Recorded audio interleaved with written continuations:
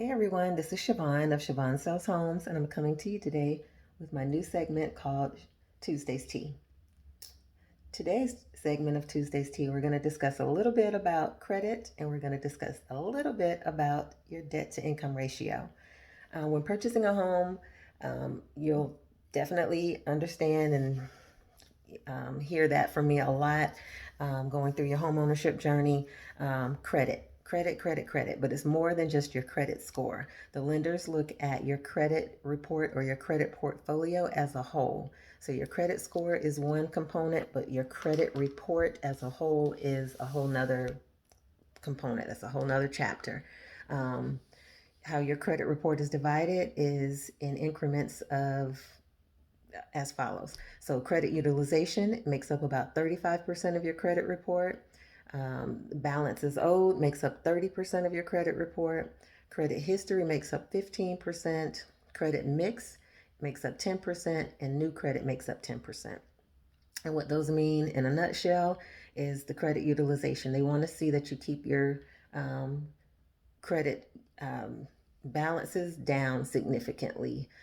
Don't utilize over 30% of your credit limit when you're building credit. Okay, so if you have a $500 credit card, don't utilize over 30% of that balance or that limit. Okay, the balance owed, of course, that's simple. You want to keep your debts as low as possible. Okay, your credit history, that's the length of time that you've had credit. The lenders are looking for you to at least have about 2 years of credit. So don't be scared of credit cards, guys. You need credit cards. Which brings me to the next thing, which is the credit mix. The lenders want to see that you have at least 2 to 4 revolving credits. Um, revolving credit is credit cards, basically. It can be a secured card or a traditional card. And then the next mix is installments. So the lenders typically want to see 1 to 2 installments only. The less, the better. One installment.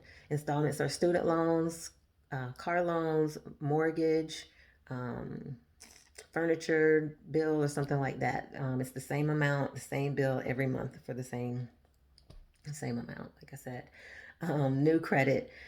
Very simple. Stay away from it. Do not apply for new credit in any way, shape, or form when you are building credit, especially when you're purchasing a home. Do not apply for new credit. That means don't co-sign for anybody. Don't do anything with your credit other than use it the way that I've just specified, keeping that credit utilization down as low as possible. Um, do not sign for anything, anybody. Don't anything that has to do with someone pulling your credit, using your social security number to obtain credit. Do not do it while you're applying for a home mortgage. It will definitely mess you up. If you are in the need of purchasing a car anytime soon, prepare yourself to not apply for a mortgage for several months thereafter, because your credit score is going to drop very low. Not all the time low, but it's going to drop. So you want to stay away from that. Don't apply for a new car loan when you are trying to purchase a home. Don't apply for any new credit, but that car loan is a big one. You get a lot of people that go buy a car and then turn around and try to buy a house, and usually they'll get denied because now your debt to income ratio is too high and your scores have dropped. So don't apply for it. Buy the house first. As soon as you close, buy whatever you want. While you are purchasing a home, do not apply for new credit. Understand? Do not apply for new credit. Okay? The next thing is your debt to income ratio. The lenders are looking greatly upon your debt to income ratio to determine your credit worthiness. So, what they want to see is that your debt is significantly less than your income. How you determine what your debt to income ratio is simply you divide your gross monthly income by your gross monthly debt. The debt that we're speaking of is the debts that you pay monthly, not overall, like your old medical bills and old charge offs and this, that, and the third. No, we're talking about what you pay monthly. Housing expenses, credit cards, things of that nature. What your monthly debt is divided by your gross monthly income. Gross monthly income is your income prior to taxes, prior to any deductions. Okay, you divide those two, and that's what your debt to income ratio is. So if you earn $3,000 a month gross, Your debt shouldn't be any more than at a maximum like $1080, $1100, but at a good range you should be at about $1000 a month in debt. So your monthly debt should be about $1000 if your gross monthly income is $3000 as example.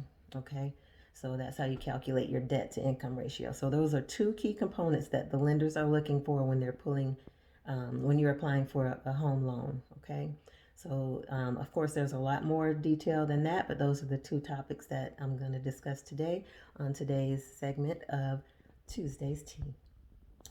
Should you have any questions, comments, or concerns, which I hope you do, please give me a call, 404-218-9089. Allow me to walk you down your homeownership journey. I am here. Give me a call. Shevonne Sells Homes, 404-218-9089. Thanks for watching and have a great day.